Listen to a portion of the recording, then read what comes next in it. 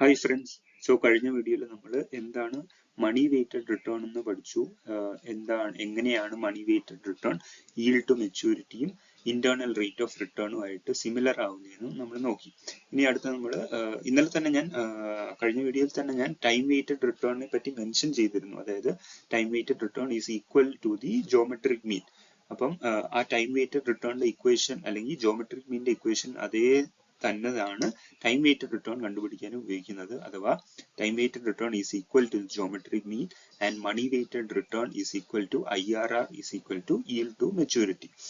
Time weighted റിട്ടേണിന്റെ equation നമുക്കറിയാം. ഞാൻ നേരത്തെ വീഡിയോയിൽ പഠിപ്പിച്ചിരുന്നു. 1+R1 × 1+R2 × 1+ അങ്ങനെ പോയി raise to n-1, where n is the early return എന്ന് ഞാൻ പറഞ്ഞിരുന്നു. ഇനി വാട്ട് ഇഫ്, അതായത് ഈ നമ്മൾ ഓരോ വർഷത്തെയും റിട്ടേൺസ്, അതായത് ഒരു വർഷം ഇത്ര റിട്ടേൺസ് തരുന്നു എന്ന് പറയുമ്പോഴാണ് മറ്റേ വെറുതെ എന്നിലുള്ള പവർ n ആയിട്ടുള്ള ഇക്വേഷൻ ഉപയോഗിക്കാൻ പറ്റുന്നത്. ആ ഇൻഡിവിജ്വലി ഉള്ള R എന്ന് പറയുന്നത്, ഈ R എന്ന് പറയുന്നത് ഓരോ വർഷത്തെ റിട്ടേൺ ആണ്. ഇയർ 1-ലെ റിട്ടേൺ, ഇയർ 2-ലെ റിട്ടേൺ, ഇയർ 3-ലെ return.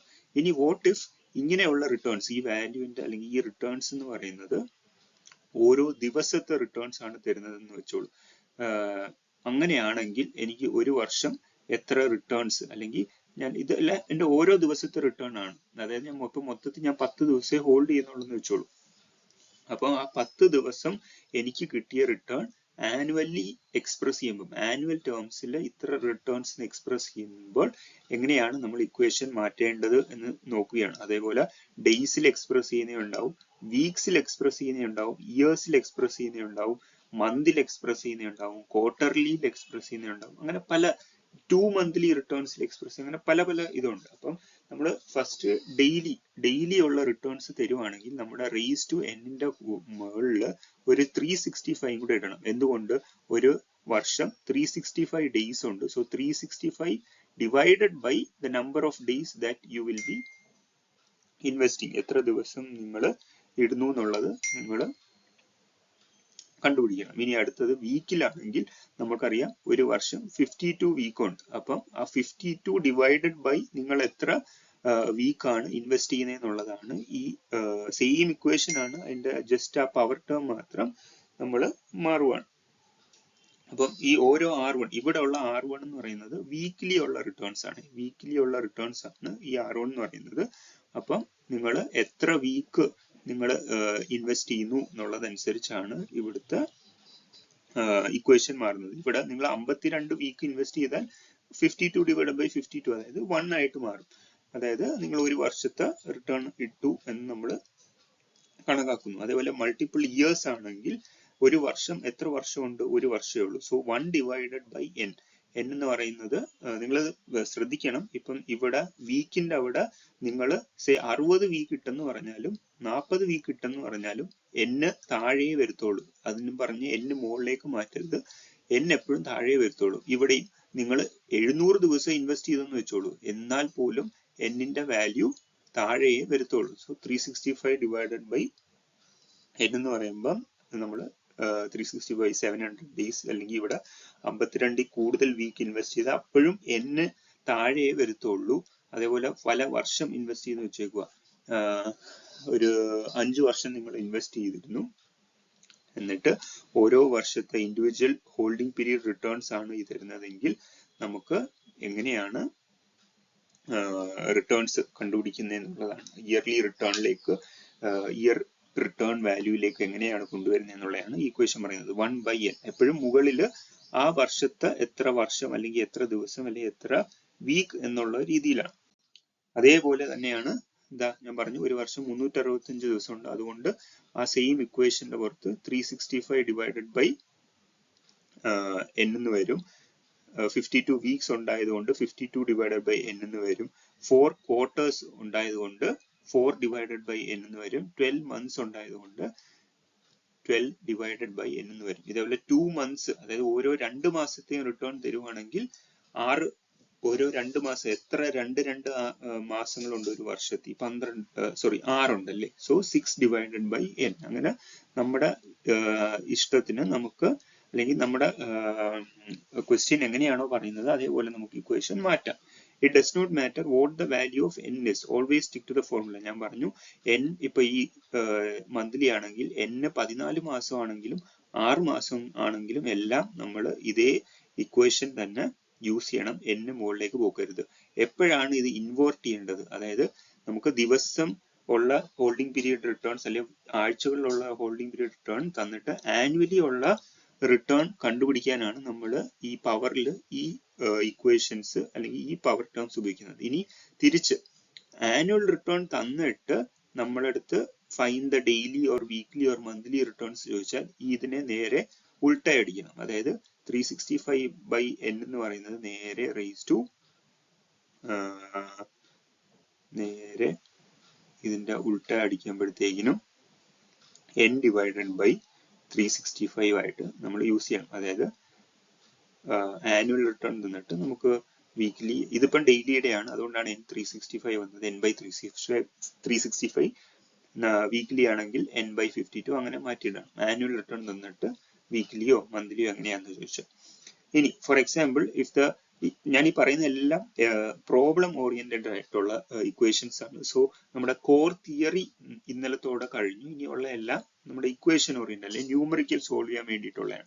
If the holding period return of 4 months is 12%, okay, and the holding period return of remaining 8 months is 0.6%, then the annual or total time weighted return എന്ന് പറയുന്നത് 1+R1. ഇവിടെ 1+R1 ചെയ്യുമ്പോൾ നമുക്ക് 1.12 കിട്ടും into 1+R2 8.06. അതായത് ഇവിടെ power term ഒന്നും ഇല്ല എന്ന് നമുക്ക് കാണാം. എന്തുകൊണ്ട്? ഈ 2 മാസവും ആഡ് ചെയ്യുമ്പോൾ നമുക്ക് 12 months ആണ് കിട്ടുന്നത്. സോ ഇവിടെ 12/12 ആണ് ആ പവർ ടേമിൽ വരുന്നത്. അത് നമ്മൾ 1 ആയിട്ട് എടുത്തു. ഓക്കെ, ഇനി വോട്ട് ഇഫ് ഈ 8 മാസം, അതായത് 8 മാസത്തിന് പകരം 7 മാസമാണെന്ന് വെക്കുക. അതായത് 4 + 7 11 months ആവുന്നുള്ളൂ.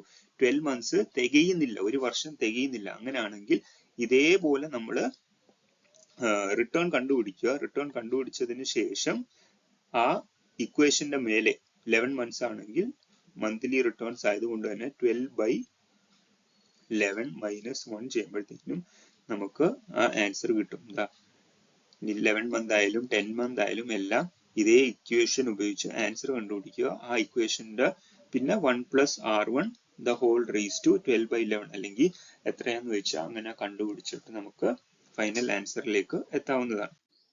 സോ അപ്പം ഒരു എക്സാമ്പിൾ തന്നിരിക്കുവാണ് ഞാൻ. ബിഗിനിങ് ഓഫ് ദി, അതായത് 4 മാസം എവറി 4 monthsലേക്ക് നമ്മുടെ ക്യാഷ് ഫ്ലോ ഹാപ്പൻ ചെയ്യുന്നു അല്ലെങ്കിൽ റിട്ടേൺസ് ജനറേറ്റ് ചെയ്യുന്നു എന്നതാണ്. അതായത് ഒരു വർഷം എത്ര 4 മാസമുണ്ട്? 4, 8, 12. ഒരു വർഷം 3, 4 മാസങ്ങളുണ്ട് അല്ലെ.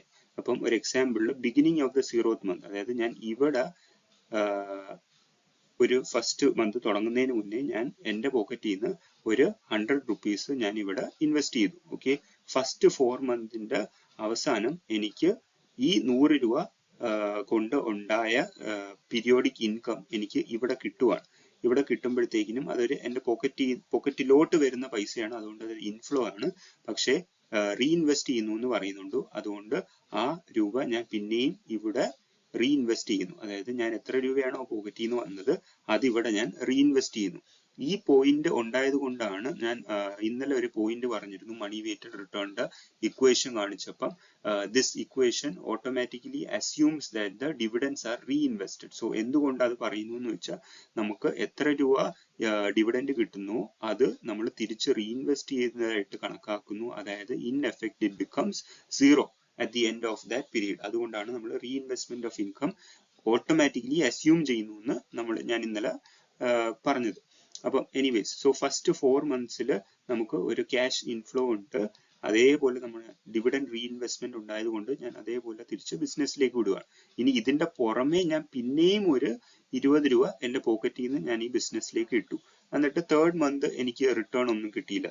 അതായത് സെക്കൻഡ് 4 months, അതായത് സെക്കൻഡ് 4 month പീരീഡിൽ എനിക്ക് no cash inflow or outflow. And 4th monthന്റെ അവസാനം ഞാൻ എൻ്റെ ഫുൾ ഇൻവെസ്റ്റ്മെന്റ് തിരിച്ച് എടുക്കുവാണ്. പ്ലസ് എനിക്ക് അതിൽ നിന്ന് പീരിയോഡിക് ഇൻകവും കിട്ടി ഒരു 2.64. അതായത് എൻ്റെ പോക്കറ്റിലേക്ക് വരുന്ന പൈസയാണ്, അതുകൊണ്ടാണ് ഇവിടെ പ്ലസ് വരുന്നത്. എൻ്റെ പോക്കറ്റിൽ നിന്ന് പോകുന്ന പൈസ, ഞാൻ ബിസിനസ്സിലേക്ക് ഇടുന്ന പൈസ നെഗറ്റീവും ബിസിനസ്സിൽ നിന്ന് എനിക്ക് കിട്ടുന്ന പൈസ പോസിറ്റീവാണ്. സോ ഇതിനെല്ലാം ഞാൻ പിന്നെയും പറയുന്നു, ക്യാഷ് ഫ്ലോ ഇക്വേഷൻ, IRR, ഇതെല്ലാം നമുക്ക് കാൽക്കുലേറ്റർ ഈസി ആയിട്ട് ചെയ്യാൻ പറ്റും. സോ ഈ ഇക്വേഷന്റെ ഒന്നും ആവശ്യമില്ല.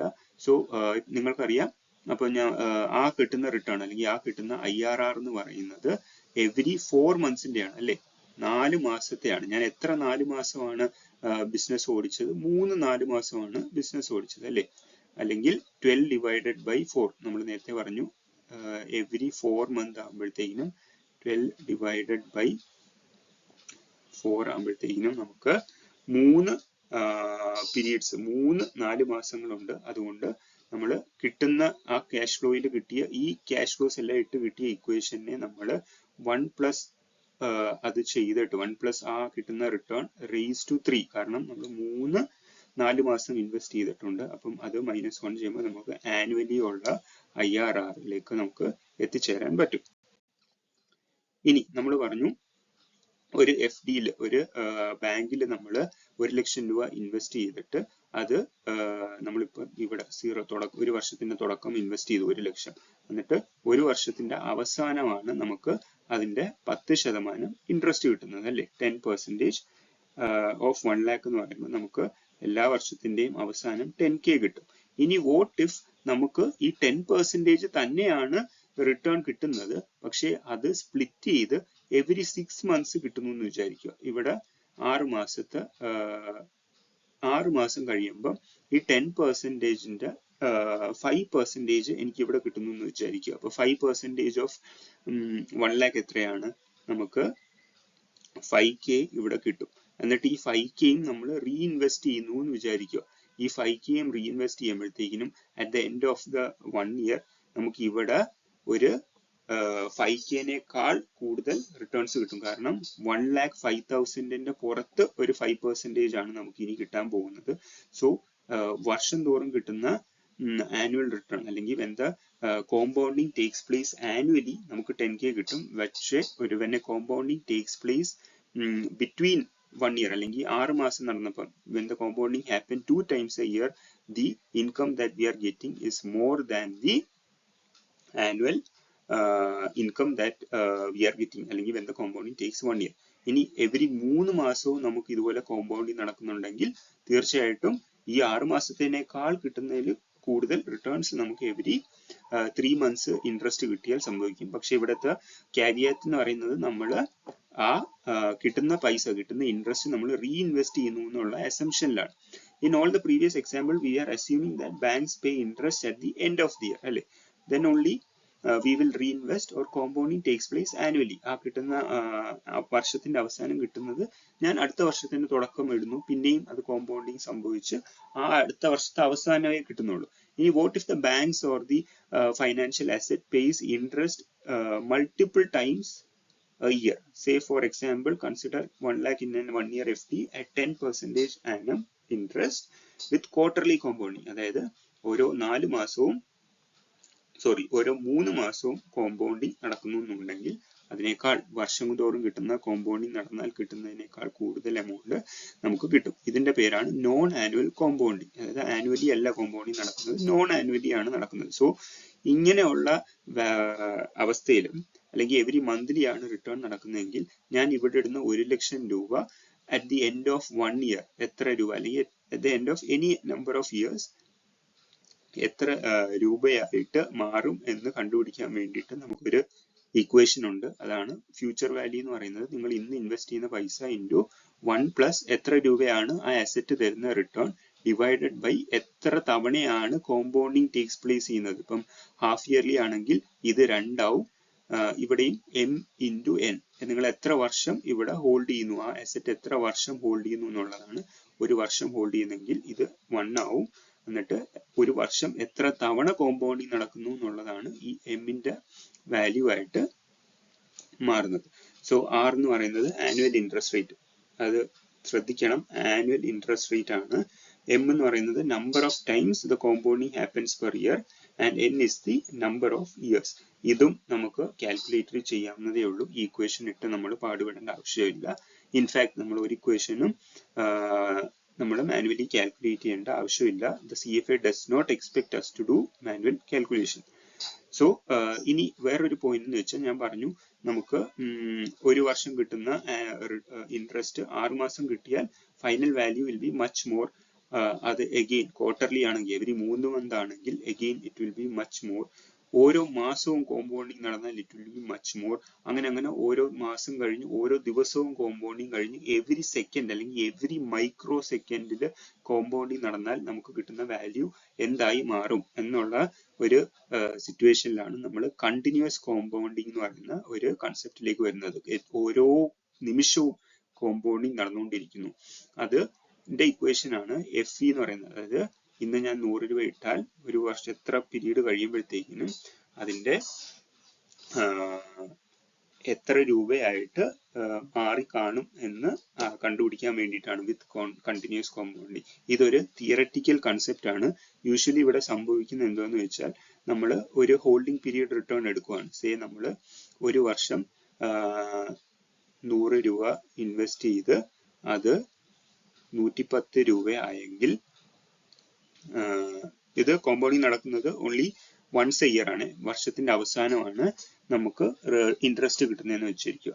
അപ്പം ഇവിടെ ഒബ്വിയസ്ലി ഈ വർഷം ഈ പീരീഡിൽ 1 ടൈം കോമ്പൗണ്ടിങ് നടന്നപ്പോൾ 10% ഇൻട്രസ്റ്റ് ആണ് കിട്ടിയത്. ഇനി ഈ 100 രൂപ 110 ആവാൻ വേണ്ടിയിട്ട് എത്ര കണ്ടിന്യൂസ്ലി കോമ്പൗണ്ട് ചെയ്തിരുന്നെങ്കിൽ ആ കണ്ടിന്യൂസ് കോമ്പൗണ്ട് റേറ്റ് എത്രയാണ് എന്ന് കണ്ടുപിടിക്കാനാണ് യൂഷ്വലി നമ്മൾ ഈ ഇക്വേഷൻ ഉപയോഗിക്കുന്നത്. അതായത് ഇവിടെ നമ്മൾ കണ്ടുപിടിക്കേണ്ടി വരുന്നത് R എന്ന് പറയുന്ന വാല്യൂ ആണ്.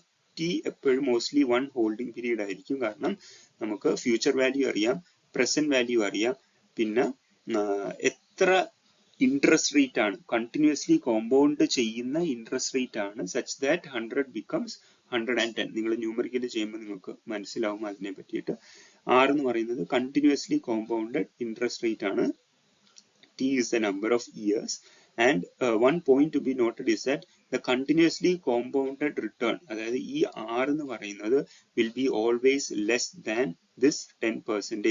എപ്പോഴും continuously compounded rate will be less than the associated holding period for that particular time period. അതായത് ഈ വർഷത്തെ ടൈം പീരീഡിനേക്കാൾ കുറവായിരിക്കും നമ്മുടെ കണ്ടിന്യൂസ്ലി കോമ്പൗണ്ടഡ് റേറ്റ് എന്ന് പറയുന്നത്. അതായത് എന്തുകൊണ്ട് ആണെന്ന് ചോദിച്ചാൽ നമ്മൾ ഒരു 100 രൂപ 110 എത്താൻ വേണ്ടിയിട്ട് ഒരു വർഷം ഒരു ആനുവലി കോമ്പൗണ്ടിങ് നടക്കുന്നെങ്കിൽ അത് 10% റിട്ടേൺസ് കൊടുക്കണം. വാട്ട് ഇഫ് നമ്മൾ ഓരോ നിമിഷവും കോമ്പൗണ്ടിങ് നടക്കുന്നുണ്ടെങ്കിൽ നമ്മൾ ഒബ്വിയസ്ലി കുറച്ച് ഇൻട്രസ്റ്റ് കൊടുത്താൽ മതി. കാരണം at the end of the year ഓരോ കോമ്പൗണ്ടിങ്ങിലും ആഡ് ചെയ്ത് അവസാനം അത് വലിയ വാല്യൂ ആയി വരുന്നത് കൊണ്ടാണ് നമ്മൾ കണ്ടിന്യൂസ്ലി കോമ്പൗണ്ടഡ് റേറ്റ് എപ്പോഴും ചെറുതായി വരുന്നത്. ഇനി കണ്ടിന്യൂസ് കോമ്പൗണ്ടിങ് ആ ഇക്വേഷൻ നമ്മൾ റീഅറേഞ്ച് ചെയ്യുമ്പോഴത്തേക്കും ഞാൻ പറഞ്ഞു ആ FE is equal to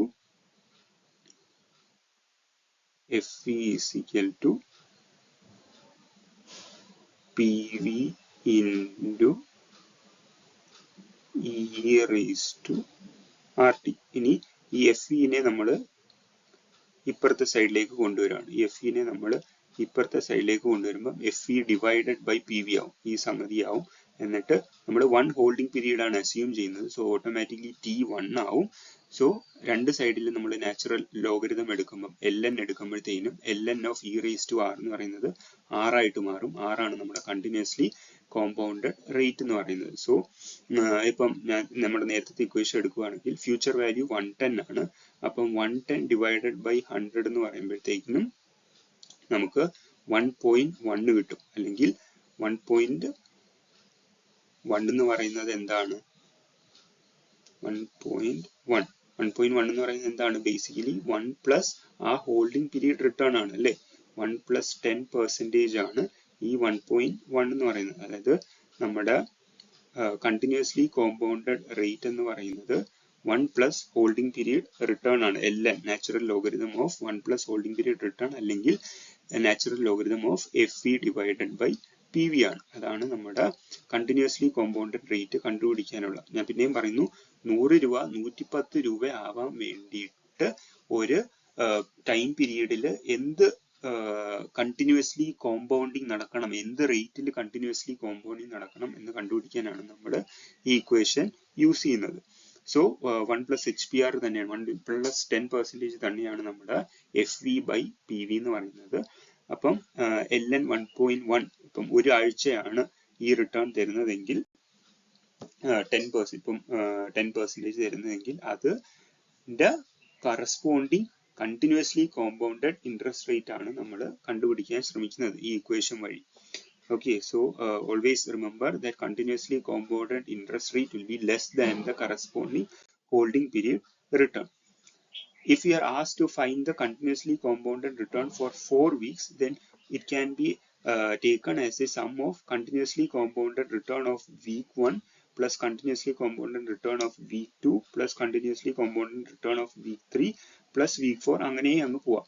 ഞാൻ എന്തുകൊണ്ട് ഇവിടെ പറയുന്നു എന്ന് വെച്ചിട്ടുണ്ടെങ്കിൽ ഇവിടെ നമ്മൾ വെറുതെ അഡീഷൻ മാത്രമാണ് യൂസ് ചെയ്യുന്നത്. Continuously compounded interest rate holding period return ആണെങ്കിൽ നമുക്ക് ഒരു വർഷത്തെ ഹോൾഡിംഗ് പീരീഡ് R1, രണ്ടാമത്തെ വർഷത്തെ ഹോൾഡിംഗ് പീരീഡ് R2 ആണെങ്കിൽ നമുക്ക് ആ 2 വർഷത്തെയും ടോട്ടൽ ഇൻട്രസ്റ്റ് റേറ്റ് എത്രയാണെന്ന് ചോദിച്ചാൽ നമുക്ക് ഇത് രണ്ടും കൂടെ ആഡ് ചെയ്ത് കൊടുക്കാൻ പറ്റത്തില്ല. നമുക്ക് മറ്റേ 1 plus R1 into 1 plus R2 ആ ഇക്വേഷൻ ഒക്കെ ഉപയോഗിക്കണം. പക്ഷേ അവിടെയാണ് കണ്ടിന്യൂസ്ലി കോമ്പൗണ്ടഡ് റേറ്റിന്റെ അഡ്വാൻറ്റേജ് വരുന്നത്. ഇവിടെ വെറുതെ നമുക്ക് പ്ലസ് ചെയ്ത് പോകാൻ പറ്റും. LN of that FV/PV plus LN of FV/PV അങ്ങനെ ചെയ്ത് നമുക്ക് ആഡീഷൻ വഴി കണ്ടിന്യൂസ്ലി കോമ്പൗണ്ടിങ് ചെയ്യാൻ പറ്റും. ഹോൾഡിംഗ് പീരീഡ് റിട്ടേൺ വെച്ചിട്ട് നമുക്ക് അങ്ങനെ ചെയ്യാൻ പറ്റില്ല. We have to apply our geometric mean equation. ഇനി അടുത്ത് നമുക്ക് റിട്ടേൺസ് എന്ന് പറയുന്ന കൺസെപ്റ്റിലേക്ക് വരാം. ഗ്രോസ് റിട്ടേണും നെറ്റ് റിട്ടേണും നമുക്കറിയാം. നിങ്ങൾ പലരും ട്രേഡ് ചെയ്തിട്ടുള്ളവരാണെന്ന് ഞാൻ അസ്യൂം ചെയ്യുന്നു. അപ്പൊ ട്രേഡ് ചെയ്യുമ്പം ഇപ്പൊ സെറോദ അല്ലെങ്കിൽ നമ്മുടെ NSE BSE എല്ലാം ഒരു ചാർജ് എടുക്കും അല്ലെ.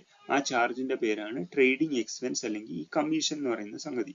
അപ്പൊ ഈ ഗ്രോസ് റിട്ടേൺസിൽ automatically we are assuming that നമുക്ക് ആ ഒരു ഹോൾഡിംഗ് പീരീഡിൽ നമുക്ക് ഒരു ഫൈനാൻഷ്യൽ അസറ്റ് 10% റിട്ടേൺ തരുന്നുണ്ടെങ്കിൽ ആ 10% ഈ പറയുന്ന എക്സ്പെൻസും കമ്മീഷനും ഓൾറെഡി നമ്മൾ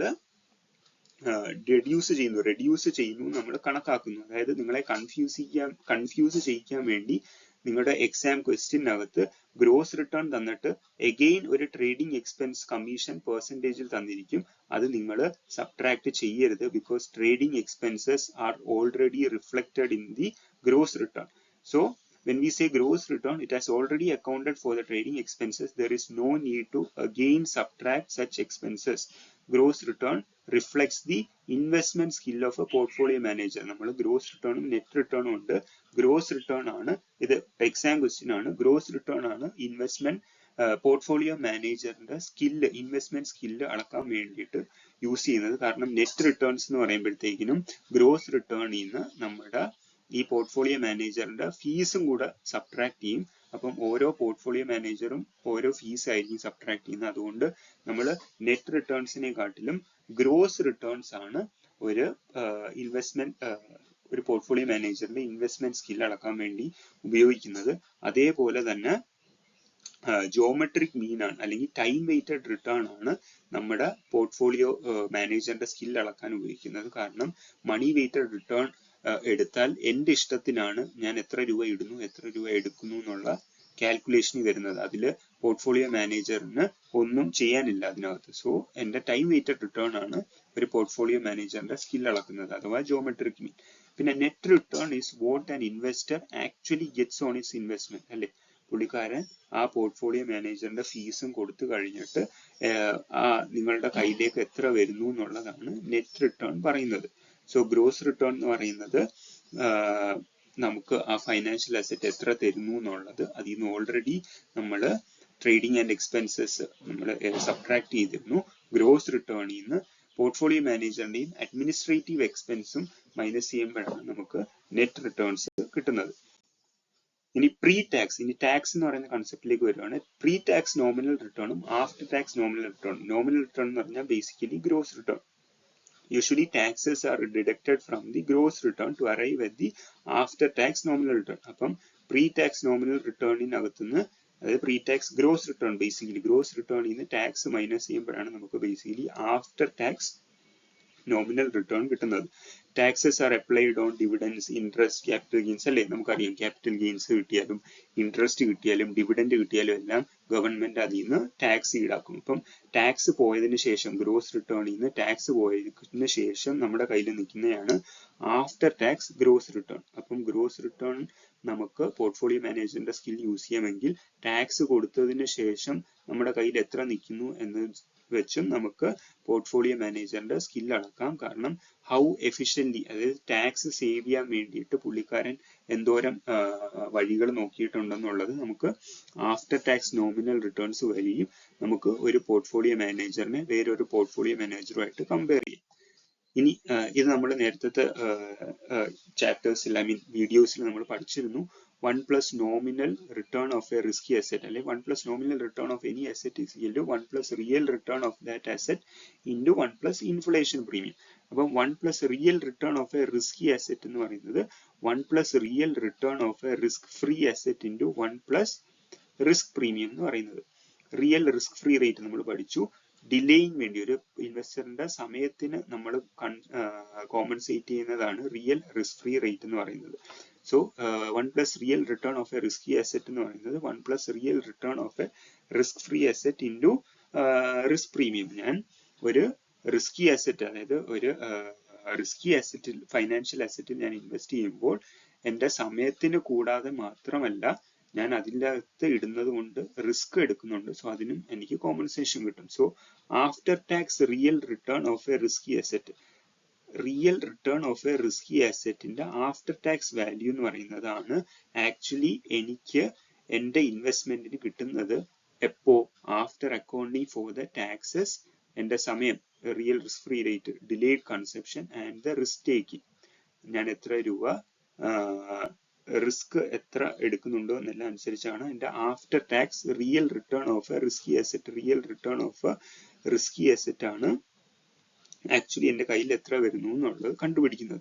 ഇതെല്ലാം നിങ്ങളുടെ എക്സാം ഓറിയന്റഡ് ആയിട്ട് അല്ലെങ്കിൽ തിയറി ഓറിയന്റഡ് ആയിട്ടാണ് ഇത് വരുന്നത്. പക്ഷെ ഇത് എക്സാമിന് ചോദിക്കും, ന്യൂമറിക്കലിന് ചോദിക്കും. ഇത് നിങ്ങൾ എന്തായാലും പഠിച്ചു വെച്ചിരിക്കുക. ഈ രണ്ട് ഇക്വേഷനും 1 plus nominal return is equal to 1 plus real return into 1 plus inflation and 1 plus real return of a risky asset is equal to 1 plus real return of a risk free asset into 1 plus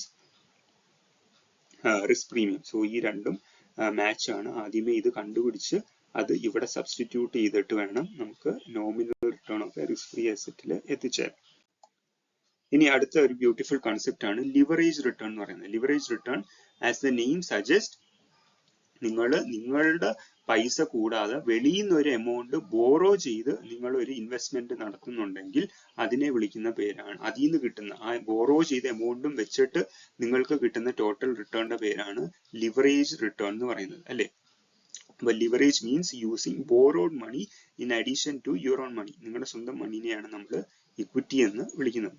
when does it make sense to take leverage? എപ്പോഴാണ് ഒരാളെ കടമെടുത്ത് borrow ചെയ്ത് ഒരു ഇൻവെസ്റ്റ്മെന്റിൽ ഇടാൻ പ്രേരിപ്പിക്കുന്നത്?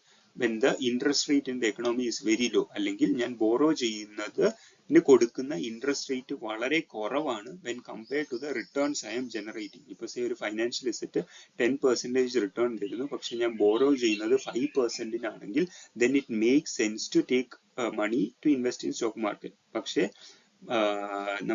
എന്റെ financial അസറ്റിന്റെ return 10%-ഉം ഞാൻ ബോറോ ചെയ്യുന്നത് 15%-നും ആണെങ്കിൽ then it will be a total loss. If half of the money invested is borrowed, then the gross return ആണ്. ഗ്രോസ് റിട്ടേൺ എന്ന് പറഞ്ഞാൽ ഇൻട്രസ്റ്റ് എമൗണ്ട് കൂട്ടാത്തത്. Gross return to the investor is doubled. ഇനി net return വരുമ്പോൾ ആ interest എമൗണ്ടും കൂടെ നമ്മൾ subtract ചെയ്യണം. ഇവിടെ വേറൊരു പോയിന്റ് ഉണ്ട്. If half of the money is invested is borrowed, then the gross return to the investor is doubled if the stock market goes up. If the stock market goes down, അതേപോലെ നഷ്ടവും നിങ്ങൾക്ക് double ആയി മാറും. Net return, ഇത് equation ആണ്. Net return of a leverage portfolio എന്ന് പറയുന്നത് leverage പോർട്ട്ഫോളിയോയുടെ റിട്ടേൺ ഇസ് ഈക്വൽ ടു ഒരു ഫൈനാൻഷ്യൽ അസറ്റ് തരുന്ന റിട്ടേണിന്റെ പ്ലസ് നിങ്ങൾ എത്ര രൂപ ബോറോ ചെയ്തു ഡിവൈഡഡ് ബൈ നിങ്ങളുടെ സ്വന്തം പൈസ, the whole bracket of a portfolio return minus നിങ്ങൾ എത്ര രൂപയ്ക്കാണോ ഇൻട്രസ്റ്റ് ബോറോ ചെയ്ത മണിക്ക് ഇൻട്രസ്റ്റ് കൊടുക്കുന്നത് അത് നെഗറ്റീവ് ആകുമ്പോഴത്തേനും നിങ്ങൾക്ക് net return of a leverage portfolio കിട്ടും. Suppose you invest your money in equity portfolio for a year, that portfolio would have reported a return which is same for everyone. അല്ലെ, ആ portfolio തരുന്ന return എല്ലാവർക്കും same ആണ്. അതിനെയാണ് portfolio return എന്ന് പറയുന്നത്. പക്ഷേ നിങ്ങൾ വെളിയിൽ നിന്ന് ബോറോ ചെയ്ത് പൈസ ഇടുന്നുണ്ടെങ്കിൽ നിങ്ങളുടെ റിട്ടേണും വേറെ ഒരാളുടെ റിട്ടേണും ഡിഫറെന്റ് ആയിരിക്കും. അതിനെയാണ് ലിവറേജ് റിട്ടേൺ എന്ന് പറയുന്നത്. അതിനെയാണ് RL അല്ലെങ്കിൽ ലിവറേജ് റിട്ടേൺ എന്ന് പറയുന്നത്. പോർട്ട്ഫോളിയോ റിട്ടേൺ പോസിറ്റീവ് ആണെങ്കിൽ അത് നല്ലൊരു കാര്യമാണ്. കാരണം നിങ്ങൾക്ക് ബോറോ ചെയ്ത എമൗണ്ടിന്റെ മേലെയും നിങ്ങൾക്ക് റിട്ടേൺ കിട്ടും. പക്ഷേ പോർട്ട്ഫോളിയോ റിട്ടേൺ നെഗറ്റീവ് ആണെങ്കിൽ നിങ്ങൾ വളരെ നഷ്ടത്തിൽ പോകും. സോ നമ്മൾ ലിവറേജ് റിട്ടേൺ പോസിറ്റീവ് ആണ്, നല്ല കാൽക്കുലേഷൻ ചെയ്തിട്ട് വേണം നമ്മൾ ലിവറേജ് എടുക്കാൻ, അല്ലെങ്കിൽ മണി ബോറോ ചെയ്യാൻ. ഓക്കെ, സോ നമ്മൾ അവസാനം ക്വാണ്ടിറ്റേറ്റീവ് മെത്തേഡിന്റെ ലാസ്റ്റ് എത്തി. ക്വാണ്ടിറ്റേറ്റീവ് മെത്തേഡിന്റെ LM1 ലേണിംഗ് മൊഡ്യൂൾ 1ന്റെ അവസാനത്തെ പോർഷൻ എത്തിയിട്ടുണ്ട്. ഇനി നമുക്ക് ലേണിംഗ് മൊഡ്യൂൾ 2ലേക്ക് കടക്കാം. Thank you.